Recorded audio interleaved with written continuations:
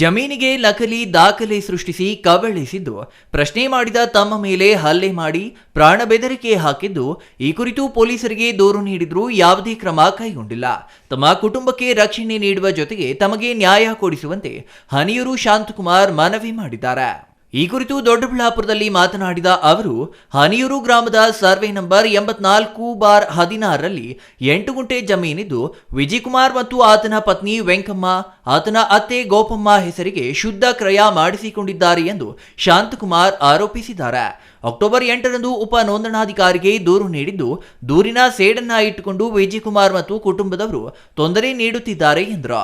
Sir, ನಾವು complaint ಕೊಟ್ಟಿದ್ವಿ. ಈಗ ಕುಂಬಾರಳ್ಳಿ ವಿಚಾರದ್ದು ಇನ್ನೂ ಕಂಪ್ಲೇಂಟು ಯಾವುದನ್ನು ಇದು ಮಾಡಿಲ್ಲ. ಕೆವಿಟ್ ಹಾಕೊಂಡಿದ್ದಾರೆ. ಕೆವಿಟಲ್ಲಿ ನಮಗೆ ಹಾಕಕ್ಕೆ ಬರಲ್ಲವಂತೆ, ಅದು ಗೊತ್ತಿಲ್ಲ ನಮಗೆ.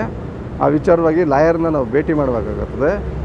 ಇದರಲ್ಲಿ ಮನೆಗೆ ನುಗ್ಗಿ ಹಲ್ಲೆ ಮಾಡೋಕ್ಕೆ ಅಂತ ಬಂದಿದ್ದಕ್ಕೆ ನಾನು ಕಂಪ್ಲೇಂಟ್ ಹಾಕಿದ್ದೆ ಒಂದು ವಾರದಿಂದ. ಮತ್ತು ರಿಟರ್ನ್ ಏನೋ ಇವತ್ತು ಬಂದು ಕೂತು ಮಾತುಕತೆ ಆಡೋಣ ಅಂತ ಹೇಳಿದ್ದಾರೆ. ಮಾತುಕತೆಯಲ್ಲಿ ಏನು ನ್ಯಾಯ ಸಿಗ್ತದೋ ಇವರು ನಮ್ಮ ಜಯಣ್ಣವ್ರ ಮನೆಯಲ್ಲಿ ಮಾತುಕತೆ ಆಡೋಣ ಅಂತ ಹೇಳಿದ್ದಾರೆ. ನ್ಯಾಯ ಏನು ಸಿಗ್ತದೋ ನೋಡಬೇಕು. ಇಲ್ಲ ಅಂದರೆ ಕಾನೂನು ಹೋರಾಟ ಇದರಲ್ಲಿ ನಾವು ಓಡಾಡೋ ಶಕ್ತಿನೂ ಇಲ್ಲ.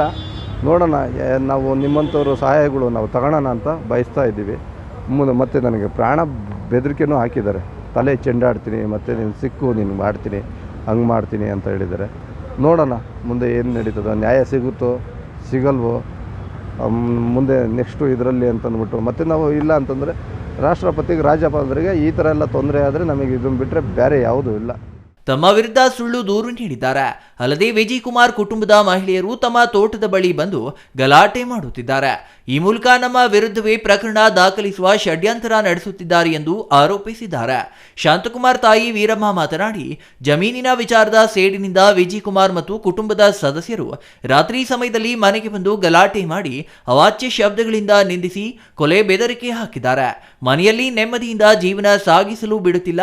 ಹಾಗಾಗಿ ವಿಜಯಕುಮಾರ್ ಹಾಗೂ ಸಂಬಂಧಪಟ್ಟವರನ್ನ ಠಾಣೆಗೆ ಕರೆಸಿ ಬುದ್ಧಿ ಹೇಳುವ ಮೂಲಕ ಸೂಕ್ತ ಬಂದೋಬಸ್ತ್ ನೀಡುವಂತೆ ಪೊಲೀಸ್ ಅಧಿಕಾರಿಗಳಿಗೆ ಮನವಿ ಮಾಡಿರುವುದಾಗಿ ಹೇಳಿದ್ರು.